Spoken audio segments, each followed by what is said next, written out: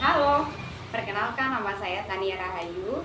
Saya adalah mahasiswa semester 4 Komunikasi Penyiaran Islam Universitas Profesor Kiai Haji Saifuddin Suri Purwokerto. Kali ini saya ingin menjelaskan sejumlah jawaban dari pertanyaan-pertanyaan ujian tengah semester mata kuliah Manajemen Media Cetak, Elektronik, dan Online. Untuk pertanyaan nomor 1 adalah,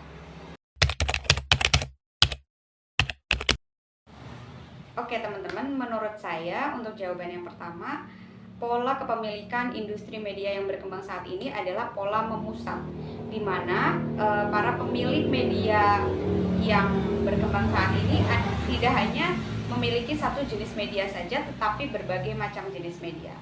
Contohnya, untuk MNC Group milik Haritanu Sudibyo, mereka tidak hanya memiliki media elektronik saja alias televisi begitu ya, channel televisi, tetapi mereka juga punya berbagai jenis media seperti media cetak, mereka punya koran Sindo, kemudian media radio, kemudian media online juga banyak sekali.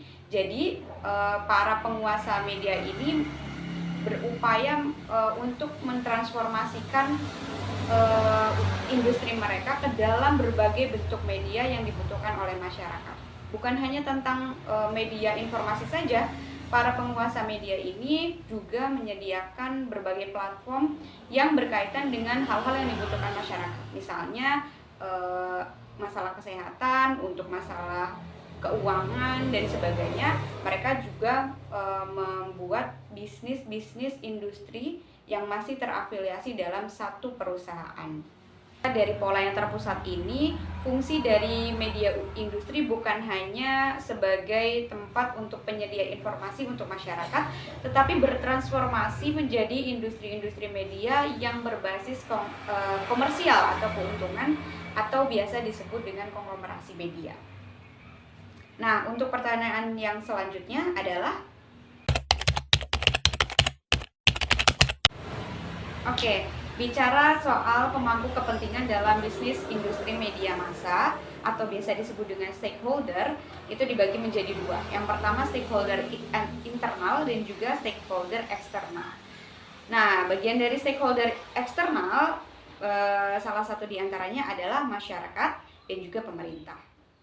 Masyarakat berperan sebagai objek penentu bagi pelaku industri media dalam menentukan apa produk yang akan diproduksi dan juga didistribusikan kepada masyarakat.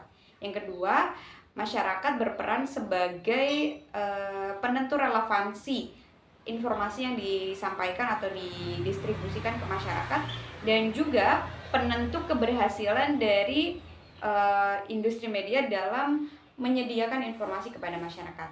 Makanya ada istilah rating. Kalau ratingnya tinggi, berarti industri media telah berhasil melaksanakan bisnisnya.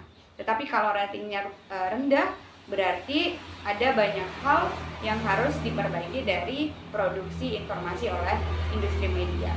Nah, mereka, para pelaku industri media ini, bisa memproduksi informasi bergantung dengan apa yang diinginkan masyarakat. Jadi masyarakat menjadi salah satu hal penting dalam penentu kepentingan industri media massa. Yang kedua adalah pemerintah.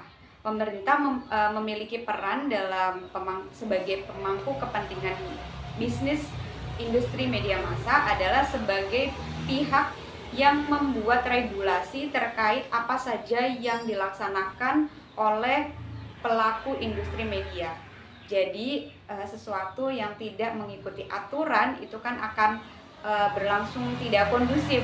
Maka pemerintah berperan sebagai penentu kebijakan atau regulasi yang harus dilaksanakan oleh para pelaku industri, agar semua yang dilakukan oleh para pelaku industri media ini bisa melakukan atau memberikan apa yang akan mereka berikan kepada masyarakat dengan baik dan tidak melanggar aturan etika yang ada di masyarakat kita. Model penghematan pembiayaan dalam industri media itu ada 3. Yang pertama advertising, yang kedua subscription, dan juga yang ketiga crowdfunding. Nah, menurut saya salah satu model penghematan yang cukup efisien untuk menekan pembiayaan dalam industri media adalah subscription.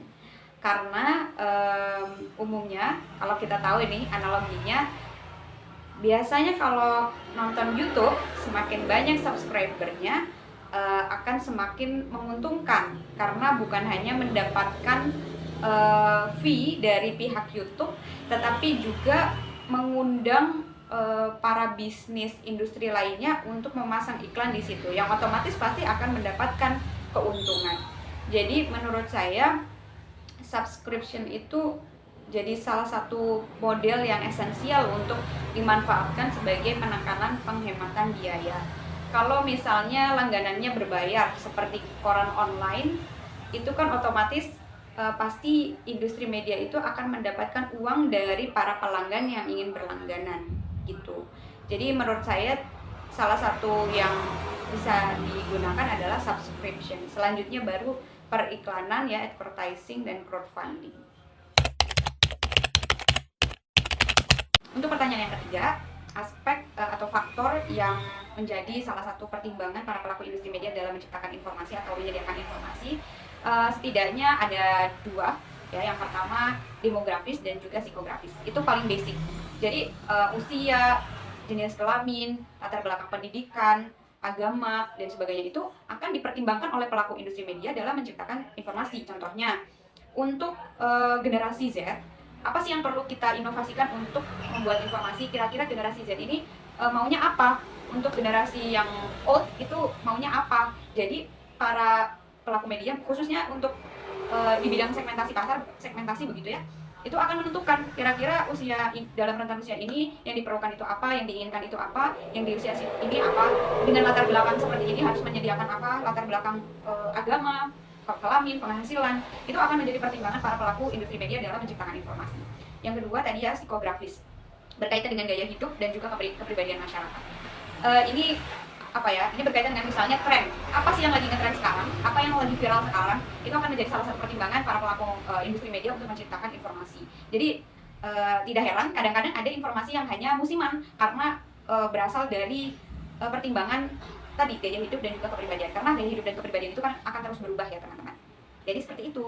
Oke, jadi itu dia beberapa jawaban yang saya jelaskan untuk menjawab pertanyaan-pertanyaan UTS mata kuliah media cetak manajemen media cetak elektronik dan online. Semoga penjelasan tadi bisa menjadi tambahan wawasan bagi teman-teman yang menonton.